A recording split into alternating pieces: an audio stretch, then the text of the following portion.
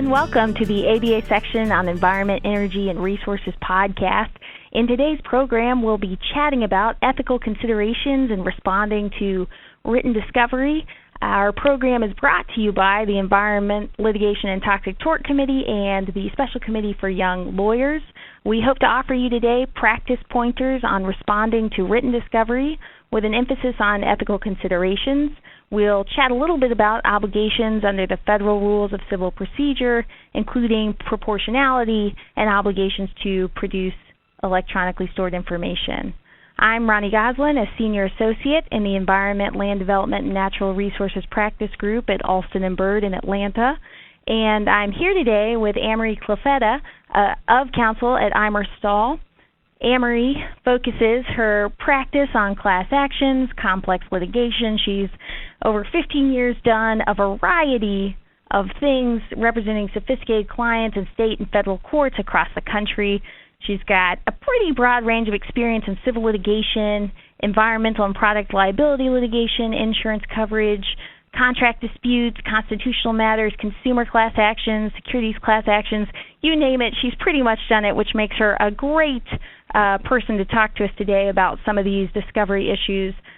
She's also a recurring contributor on environmental justice and Flint, Michigan water issues for the American Bar Association, for SEER, the section on Environment, Energy, and Resources.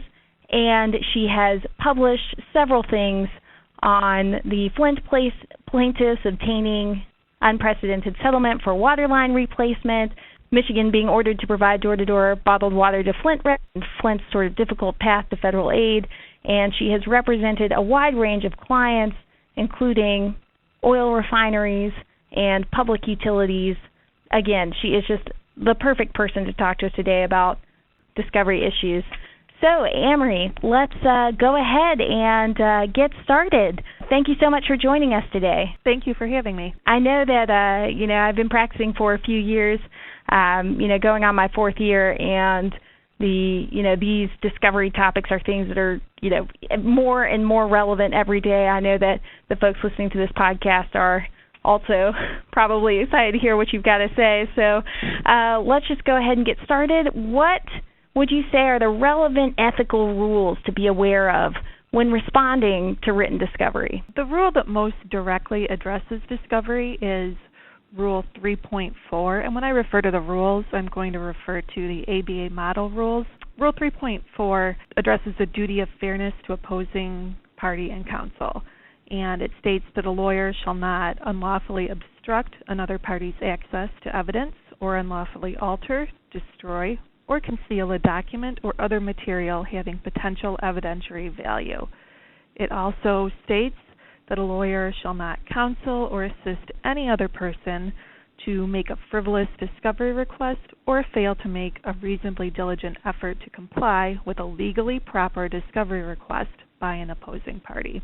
And this rule is really based on the idea that the adversarial system assumes that evidence is being marshaled by competing parties, but to have fair competition, there need to be some sort of prohibitions against concealing evidence, improperly influencing witnesses, or engaging in obstructive tactics in discovery.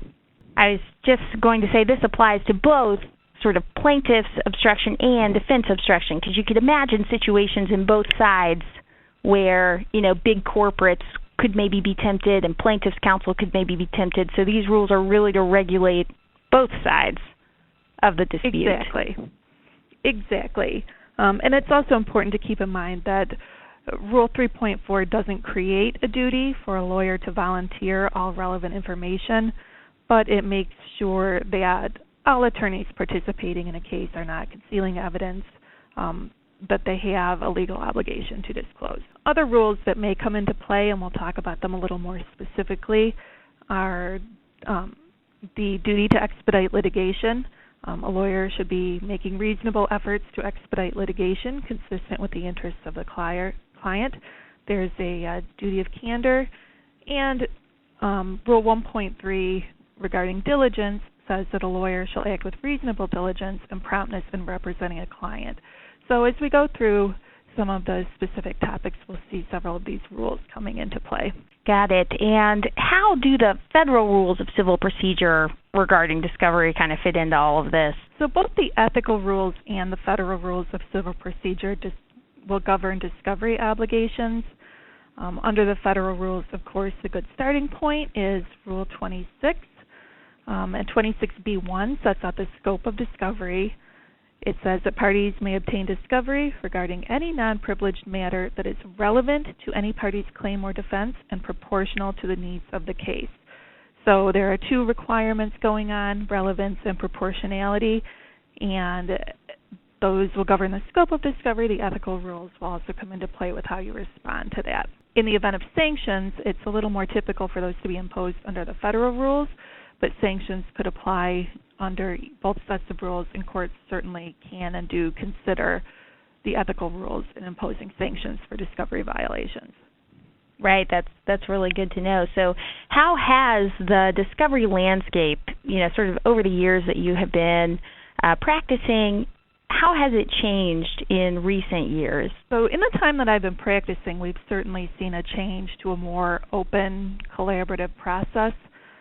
And that starts right at the beginning of a case. Under Rule 26F, the parties are required to discuss a discovery plan and talk about preserving discoverable information. And that discovery plan includes a range of issues, including the subjects on which discovery may be needed, the timing, any phasing of discovery, any issues about disclosure or discovery or preservation of electronically stored information, and any claims of privilege or work product protection. And that's all right at the outset of litigation now. There was a wave of amendments in 2006. Those are really focused on ESI and getting the parties to talk about electronically stored information early on in the process and doing it in a collaborative way. And then there have been a wave of amendments recently, the 2015 amendments, that continue this idea of cooperating in discovery. More specifically, the 2015 amendments brought in the idea of proportionality into the scope of discovery. And there are other changes as well that we'll talk about a little more specifically. Yeah, I certainly find that the emphasis on collaboration and in discussing things up front and sort of, being able to narrow down the scope and hammering it out front really helps kind of move the case along and simplify things for both sides. It does. Well, if done right, it does. Right. I guess that's always the key. But does this more cooperative nature of discovery conflict with the obligation to be a zealous advocate? I mean, have you ever found this to be the case? It seems like it would. The first place to start with that question is to note that some jurisdictions have done away with the idea of being a zealous advocate altogether and don't use that word anymore. For example, the ABA model rules refer to being a zealous advocate in the preamble, but not in the rules anymore. And some jurisdictions like New York don't even include the word zeal in the preamble or anywhere in the rules. And that stems in part from a recognition that a lawyer has a duty to the legal system and they're an officer of the court. The lawyer is not solely focused on advocating for their clients at any cost. And this issue of the potential conflict between cooperative discovery and being a zealous advocate, both the Sedona Conference and the Seventh Circuit Electronic Discovery Pilot Program have addressed it, and both have said that there is no conflict between advancing your client's interests and cooperating in discovery. To the contrary, being overly contentious in discovery just wastes resources and time, and being more cooperative helps channel the parties' energy into the facts and the law and moving the case forward. Certainly, and that, of course, weighs hugely into the client's desire. I mean, not every client is always win at all costs. I mean, there are various ways to define win, and certainly with the exorbitant costs of litigation these days, there can be sort of a middle road sort of in this trade back and forth in terms of handling cases. Exactly, and with the change in the rules, you give the parties an opportunity earlier in the case to decide how they want to proceed on that before everything gets too far down the road. Great. And I think that you have mentioned previously something about how these rule changes and ethical obligations play out when making objections to written discovery. Would you just speak a little bit on that for our listeners? Sure. I think anybody who's been in practice for a while knows what I mean when I talk about a boilerplate objection. You get a set of discovery requests, you read them, and then typically people will just make a canned response of objections that are not specific to the request. Right, so they could be like a paragraph long kind of thing. Yes, with everything you could think of. So a request for production might ask for reports prepared by Acme Chemical Company regarding soil samples in 1990.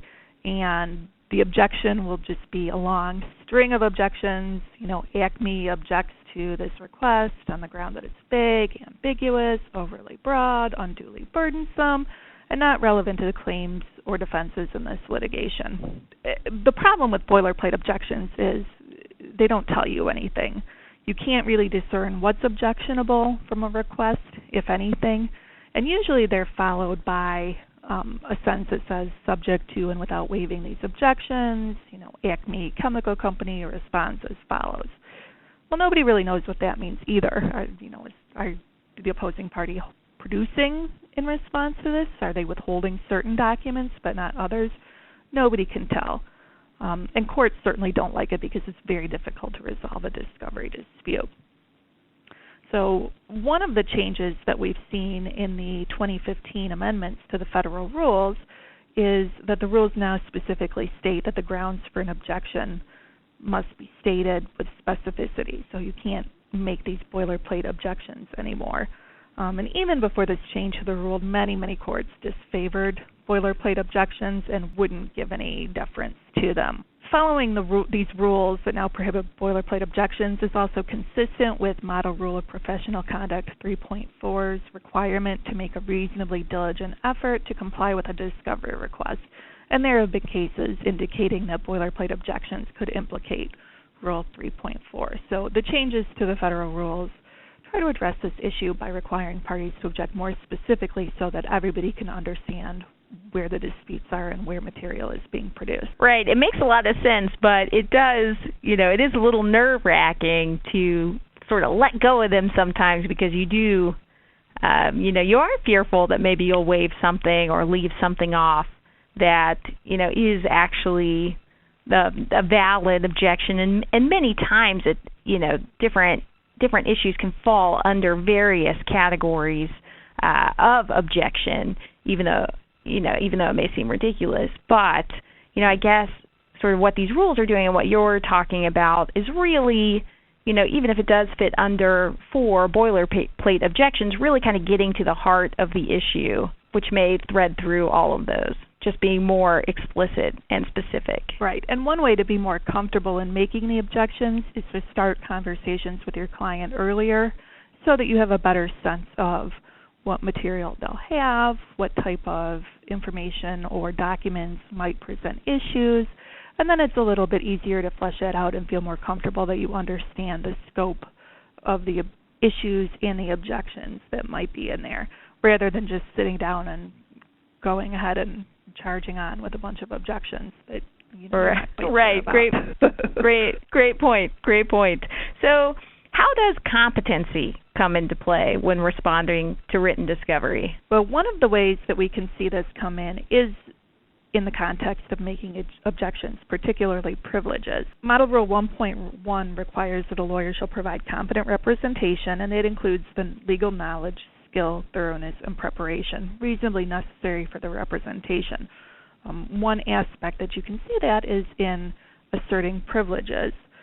So an attorney would need to understand not only what type of materials the client has, but also the scope of the particular privileges pertaining to that area of the law and in the jurisdiction where the action is pending. For example, environmental audits are one area where some courts have taken different positions on whether or not an environmental audit may be privileged under a self-evaluative privilege. If it's right, I feel like we have to look into this issue so many times based on, like you were saying, the jurisdiction that it pops up in. There's, always a slight variation on it. Exactly. Similarly, in the environmental context, a group of PRPs at a site will probably work together and share experts. Their attorneys will communicate, and you'd want to make sure that you're comfortable with the extent to which a joint offense or common interest privilege apply. So these things will come into play when evaluating what type of objections you make. And again, it goes back to understanding what type of material you'll have and what type of information you'll have when you start working on the request. Similarly, in the context of a governmental entity, the deliberative process privilege will apply in some contexts, and that's something to be aware of as well. Right, and then I guess sort of another point that this also comes up with are, communications with experts, investigators, sort of other people that you have, different things that you are working with on behalf of your client. Exactly. In an environmental case, it would not be unusual to have a set of testifying experts and a set of non-testifying experts who, may be conducting other work for you. And it's important to know and understand the rules, what you're required to produce for testifying experts and what you don't have to produce for non-testifying experts. But there, can be a lot of complicated issues involving experts in environmental cases, and those are areas where you'd want to keep on top of it. Absolutely.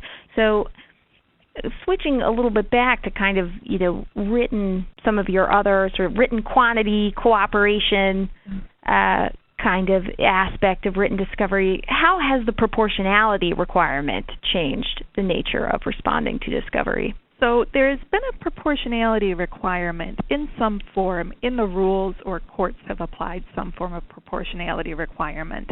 The 2015 amendments have changed that to specifically include that requirement in Rule 26B1, where it talks about the scope of discovery. So now the scope of discovery is explicitly defined as material relevant to a party's claim or defense and proportional to the needs of the case.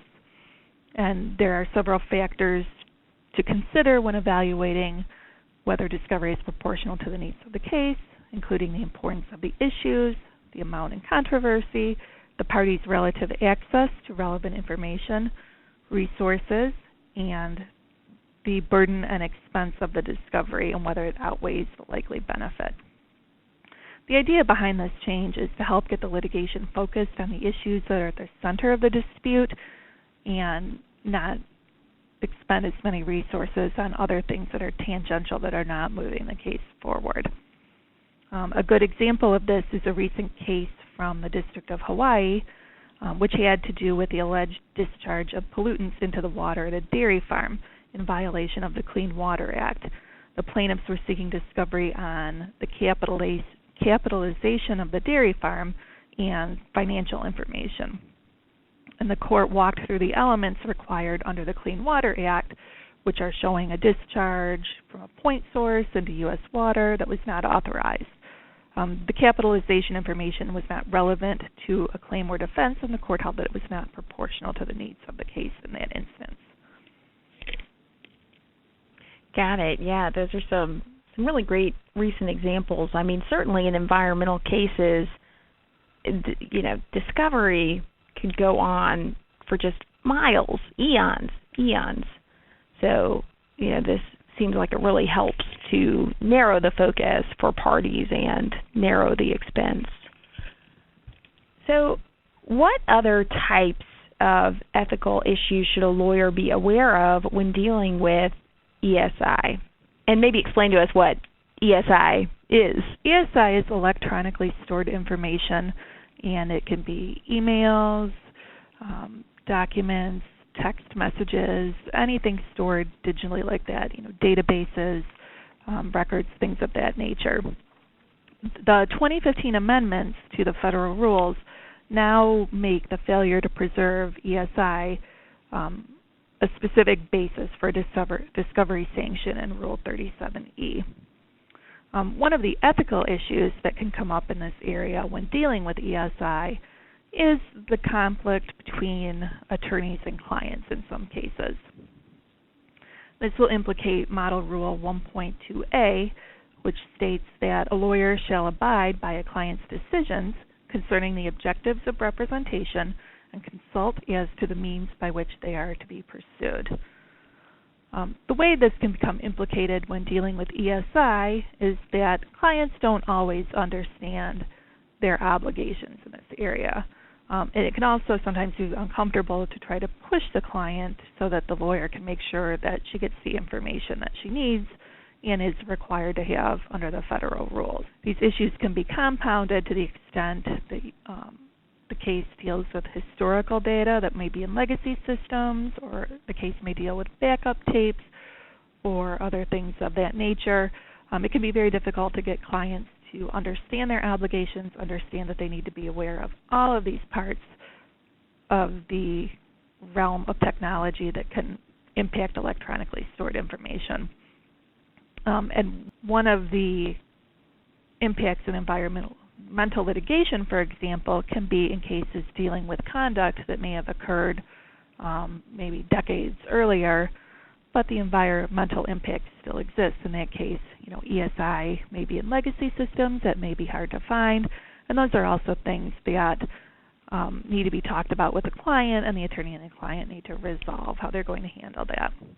Completely. I mean, some of the early versions of electronically stored information are now just completely, seemingly impossible to get into or to find again. Or, conversely, there can be situations where maybe everyone was used to working under an old system, but it has now been upgraded, and in trying to improve things, people are not as familiar or as aware of how to use it as they maybe were under the old system in terms of, folks working for the client, and so then you can run into snags trying to find old information that, previously seemed quote-unquote easy to find. Yes, that definitely can be an issue, and it's one of the reasons that it's good that you're talking at the outset of the case with your client, so that from the very beginning of the case you can be identifying things like this. And it's also helpful because you can't really engage in a meet and confer with opposing counsel about the burden or expense of retrieving information that might be hard to get, or information that might have inadvertently been lost, unless you really understand what's happened and you've really walked through all of that with your client. And it's important to note that, the obligation runs to the counsel as well as to the party. In the frequently cited case from Judge Schindlin, Zubalaki versus UBS Warburg, Judge Schindlin wrote that counsel must be fully familiar with the client's document retention policies as well as the client's data retention architecture. It means speaking with information technology personnel who can explain backup procedures, and it means communicating with all of the key players. And that is all part of the party's obligation and counsel's obligation as well, to keep the communication going. Right. So are you saying that a lawyer just can't hire an e-discovery vendor to handle all of this? Yep. Attorneys can hire an e-discovery vendor, and that's a solution that many people use. The ABA Ethics Committee has confirmed that attorneys can do that ethically, as long as the attorneys remain ultimately responsible for their obligations under Rule 1.1, which requires that the attorney is providing competent representation. Even picking a vendor, however, can raise some ethical concerns, because the lawyer will want to make sure that the vendor has the right capabilities and the right size for the project. And the obligation always remains with counsel to understand the technology, understand what the vendor is doing, and communicate to the client. Claims that a counsel is technologically illiterate or didn't understand how ESI worked doesn't really get very far. Yeah, especially not these days. I just can't see that flying at all. No. So, and the ethical rules also require a lawyer to make reasonable efforts to supervise both other lawyers and non-lawyer personnel to make sure that they're complying with the rules of professional conduct. Now, what is reasonable will depend on the situation, but certainly it would include probably communication on a regular basis, some kind of quality control, and investigation into the vendor to make sure that they have the right qualifications. In supervising the vendor, there's a recent case last month involving electronically stored information from Wells Fargo that was inadvertently produced that illustrates how the lawyer needs to make sure they understand what the vendor is doing and that they're supervising the work of the vendor appropriately. In that case, an attorney representing Wells Fargo inadvertently produced a great deal of sensitive data about many of the bank's wealthy clients, including names, addresses, account information. And aside from being very sensitive, is the kind of information that can trigger federal privacy laws. And this happened because the attorney who was reviewing the materials didn't realize that the vendor had filtered some material out when she was reviewing, so she thought she was reviewing the full set of documents, and she was only reviewing a subset, but the full set ended up being produced. Oh, so no. In these types of cases, courts will hold the parties responsible, not the vendor, even if errors like that occur with the vendor. So it's important to make sure that the attorney is supervising and comfortable with what kind of work the vendor is doing. Yes, the threat of that will certainly keep everybody in line, I think, in supervising any vendor that's hired. So kind of in a similar vein to that, where maybe as an attorney you aren't aware of everything that could be produced, what happens if my client isn't exactly truthful? And I just kind of want to preface this by saying that certainly in my practice, and I'm sure this is somewhat of your experience too, a lot of times if a client is not truthful, it's not related to an intentional desire. It's either memories can be faulty on sort of the individual side, or, just sort of the mass quantity of information and the different people that need to be talked to, that sometimes the correct information doesn't always surface right away when sort of doing an investigation. So what happens when your client initially either, unintentionally, or I guess in some cases potentially intentionally, isn't truthful? So my experience has been similar to yours, particularly in the context of the product liability work that I do. We're often dealing with events that happened many years ago. Many employees are gone, documents can't be found, and the issue is less that someone is trying to be untruthful and more that we may not have a complete picture when responding to discovery, or may find information later that clarifies it. So the first place to start is to talk to the client and ask the client to correct the information. And in most cases where it's an inadvertent mistake, that's pretty easy to do and the client is willing, and supplemental discovery can be done under Rule 26E. There is an issue, however, if a client may not be truthful and it's more intentional. Model Rule 3.3a addresses the duty of candor, and that rule says that a lawyer shall not knowingly make a false statement of fact or law to a tribunal or fail to correct a false statement of material fact.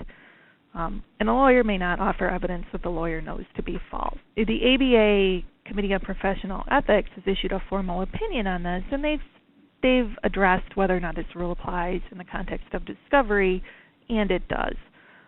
Clearly, once discovery materials are signed and used in a motion, they would be governed by this rule because they've been submitted to a tribunal. But even before that, the opposing party is relying on the discovery, and it could be outcome determinative if there is a material fact that is misstated in there. This rule does come into some tension with Rule 1.6, which obligates an attorney to protect client confidences. That's why the ABA has said the first place to start is to ask the client to correct the statement. If that doesn't work, then an attorney may have to move on to withdrawing, making a noisy withdrawal, or notifying the appropriate parties about the issue. If withdrawal is not an option, then the attorney has to disclose as much information as is strictly required to try to remedy the misrepresentation. And this goes back again to the idea that a lawyer has a role as an officer of the court that is beyond just advancing the interests of her client.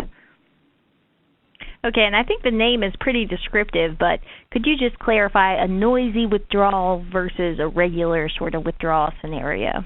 A regular withdrawal scenario would simply be that the lawyer withdraws from the representation, and a noisy withdrawal, the lawyer would indicate without revealing client confidences that they had come to an impasse and have no choice left but to withdraw from the representation.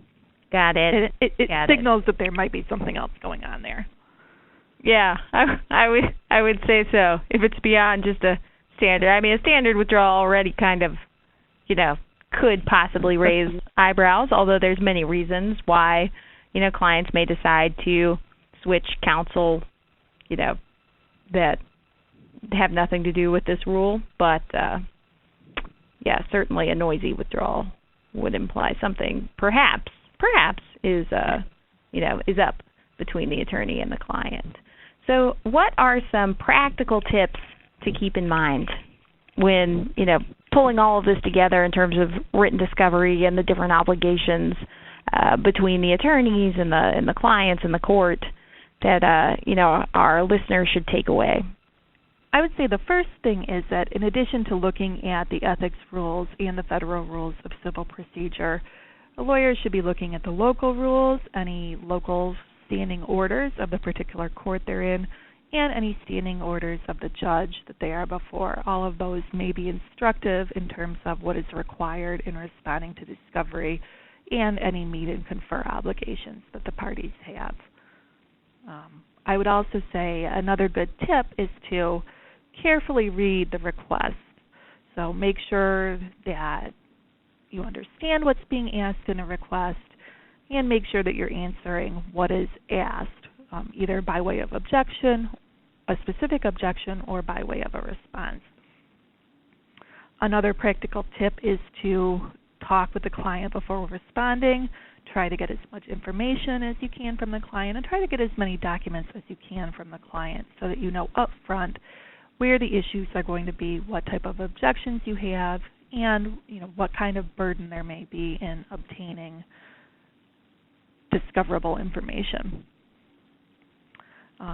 You want to make sure that your client is not overlooking information and understands their obligations, and you really can't be too careful in this regard. So, early and frequent communication with the client to make sure they know what type of material is discoverable, what type of material you need to locate, and the scope of that, including with respect to ESI. The last tip I would give is to be very careful about stating objections with specificity, as the rules now require, to make sure that you're not waiving anything that you thought was captured in a general objection, and also be careful in the context of request to admit specifically, because a request to admit may be deemed admitted if the answer and objection are not in the proper form. Great. That's certainly a great tip for some of our younger practitioners in terms of really understanding what those admissions might mean and getting them right and working with the client to make sure that they are actually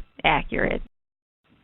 Ameri, and I think just one last question. How do these rules play out in environmental litigation specifically in your experience? So the changes to the rules, particularly the proportionality requirement being incorporated into the scope of discovery, has generated some concern among practitioners in environmental litigation. Particularly, some legal scholars say that these rules could make it more burdensome for plaintiffs and will make it easier for defendants not to give all of their pertinent information over in discovery. They say that these critics say that there is not enough empirical evidence that discovery costs were really out of control, and in large cases, like those arising under CERCLA, although they can be very expensive, the issues at stake in that litigation are also very high. But there is a concern that asymmetric discovery, where defendants have more information than plaintiffs in many environmental cases, may mean that plaintiffs are at a disadvantage under these new rule changes.